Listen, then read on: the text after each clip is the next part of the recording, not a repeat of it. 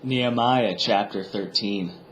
On that day they read from the book of Moses in the hearing of the people, and in it was found written that no Ammonite or Moabite should ever enter the assembly of God, for they did not meet the people of Israel with bread and water, but hired Balaam against them to curse them. Yet our God turned the curse into a blessing. As soon as the people heard the law, they separated from Israel all those of foreign descent. Now before this Eliashib the priest, who was appointed over the chambers of the house of our God, and who was related to Tobiah, prepared for Tobiah a large chamber where they had previously put the grain offering, the frankincense, the vessels, and the tithes of grain, wine, and oil, which were given by commandment to the Levites, singers and gatekeepers, and the contributions for the priests. While this was taking place, I was not in Jerusalem, for in the 32nd year of Artaxerxes, king of Babylon, I went to the king. And after some time, I asked leave of the king and came to Jerusalem, and I then discovered the evil that Eliashib had done for Tobiah, preparing for him a chamber in the courts of the house of God. And I was very angry, and I threw all the household furniture of Tobiah out of the chamber. Then I gave orders, and they cleansed the chambers.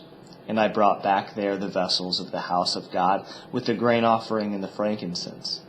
I also found out that the portions of the Levites had not been given to them, so that the Levites and the singers who did the work had fled each to his field. So I confronted the officials and said, "Why is the house of God forsaken?" And I gathered them together and set them in their stations. Then all Judah brought the tithe of the grain, wine, and oil into the storehouses. And I appointed as treasurers over the storehouses Shelemiah the priest, Zadok the scribe, Pedaiah the Levites, and as their assistant Hanan the son of Zakur, son of Mattanyahu.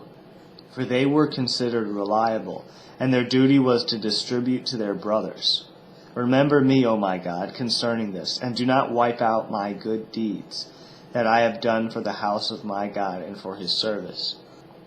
In those days I saw in Judah people treading wine presses on the Sabbath, and bringing in heaps of grain and loading them on donkeys, and also wine, grapes, and figs, and all kinds of loads, which they brought into Jerusalem on the Sabbath day. And I warned them on the day when they sold food. Tyrians also, who lived in the city, brought in fish and all kinds of goods, and sold them on the Sabbath to the people of Judah, in Jerusalem itself. Then I confronted the nobles of Judah and said to them, "What is this evil thing that you are doing, profaning the Sabbath day? Did not your fathers act in this way? And did not our God bring all this disaster on us and on this city? Now you are bringing more wrath on Israel by profaning the Sabbath." As soon as it began to grow dark at the gates of Jerusalem before the Sabbath, I commanded that the doors should be shut, and gave orders that they should not be opened until after the Sabbath. And I stationed some of my servants at the gates, that no load might be brought in on the Sabbath day. Then the merchants and sellers of all kinds of wares lodged outside Jerusalem once or twice, but I warned them and said to them, "Why do you lodge outside the wall? If you do so again, I will lay hands on you." From that time on, they did not come on the Sabbath. Then I commanded the Levites that they should purify themselves and come and guard the gates, to keep the Sabbath day holy.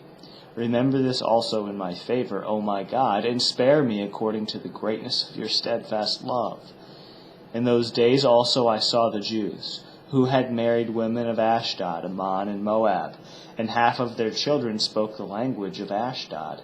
And they could not speak the language of Judah, but only the language of each people. And I confronted them and cursed them, and beat some of them and pulled out their hair. And I made them take an oath in the name of God, saying, "You shall not give your daughters to their sons, or take their daughters for your sons or for yourselves." Did not Solomon, king of Israel, sin on account of such women?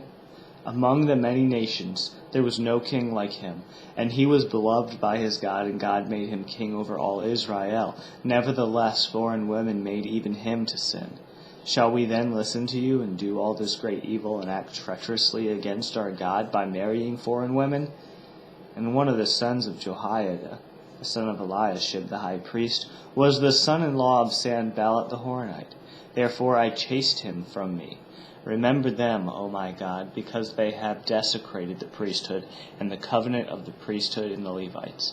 Thus I cleansed them from everything foreign, and I established the duties of the priests and Levites, each in his work. And I provided for the wood offering at appointed times and for the first fruits. Remember me, O my God, for good,